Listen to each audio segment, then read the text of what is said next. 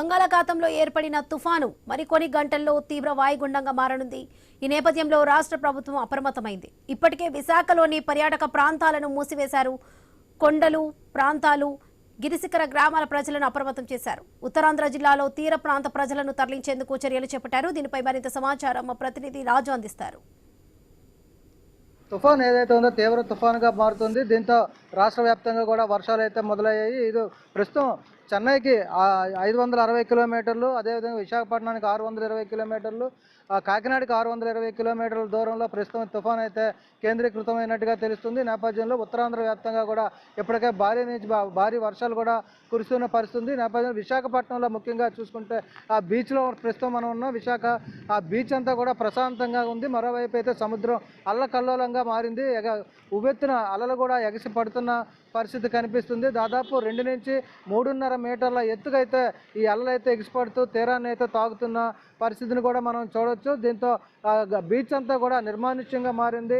మరోవైపు చూసుకుంటే ఇప్పటికే అరకు, అల్లూరు సీతారామరాజు, విజయనగరం, పార్వతీపురం, మన్యం జిల్లాలతో పాటు విశాఖపట్నం, అనకాపల్లి జిల్లాలకు సంబంధించి కూడా ఉన్నటువంటి పర్యాటక కేంద్రాలన్నింటినీ కూడా మూసివేయడం జరిగింది. విశాఖపట్నంలో ఉన్నటువంటి భీమిలి, ఆర్కే బీచ్, దాంతోపాటు రుషికొండ, పూడిమడక బీచ్లన్నీ కూడా ఇప్పటికే క్లోజ్ చేయడం జరిగింది. పర్యాటకులు అయితే అనుమతించడం కూడా లేదు. ఏదైతే రాబోయే 3 రోజులు కూడా చాలా తీవ్రంగా తుఫాను ప్రభావం ఉంటుందన్న వాతావరణ శాఖ అధికారులు చేస్తున్నటువంటి హెచ్చరికల నేపథ్యంలో అధికారులు అయితే అప్రమత్తం అవడం జరిగింది. దీనికి సంబంధించి కూడా ప్రజలు కూడా ఇప్పటికే అనేక సూచనలు కూడా చేస్తూ ఎక్కడికెక్కడ కూడా వాళ్ళకి అవగాహన కూడా కల్పించడం జరుగుతుంది. విజయనగరంలో చూసుకుంటే విజయనగరం, పూసపాటిరేగ, భోగాపురం మండలాల్లో ఉన్నటువంటి సముద్ర తీర ప్రాంతాల్లో ఇప్పటికే అధికారులు అయితే పర్యటించి మత్స్యకారులు కూడా అవగాహన కల్పించడం జరిగింది. మరోవైపు సముద్రంలోకి వేటకి వెళ్ళొద్దంటూ కూడా మత్స్యకారులు అయితే అడ్డుకోవడం జరిగింది.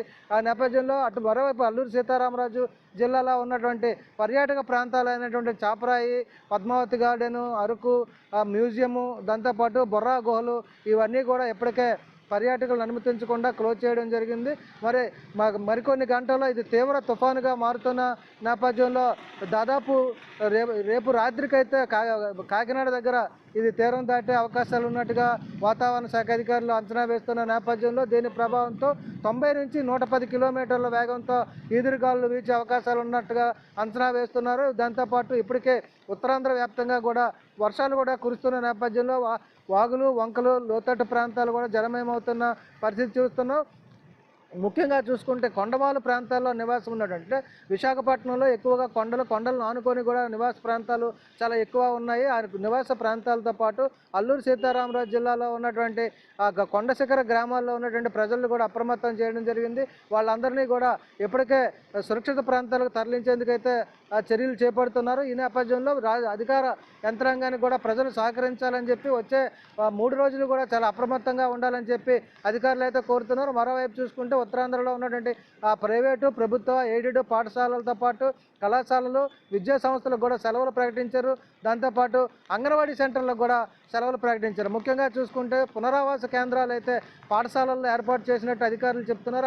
ఆ పునరావాస కేంద్రాలకు తరలించే క్రమంలో వాళ్ళకి ఎలాంటి ఇబ్బందులు లేకుండా కూడా ఆ నిత్యావసర సరుకులు కూడా సిద్ధం చేశామని చెప్పి జిల్లా అధికారులు ఇప్పటికే ప్రకటన జారీ చేసిన నేపథ్యంలో విశాఖపట్నం, అనకాపల్లి, అల్లూరు సీతారామరాజు, విజయనగరం, పార్వతీపురం మన్యంలో వర్షాలు అయితే కురుస్తున్న నేపథ్యంలో ప్రజలు ఇబ్బందులు పడుతున్నప్పటికీ కూడా అత్యవసర పరిస్థితుల్లో తప్పితే రోడ్ల మీదకి రావద్దని అయితే అధికారులు తీవ్ర స్థాయిలో హెచ్చరికలు అయితే జారీ చేసిన పరిస్థితి కనిపిస్తుంది. దీనికి ప్రజలు కూడా సహకరించాలని చెప్పి అధికారులు కోరుతున్న పరిస్థితి.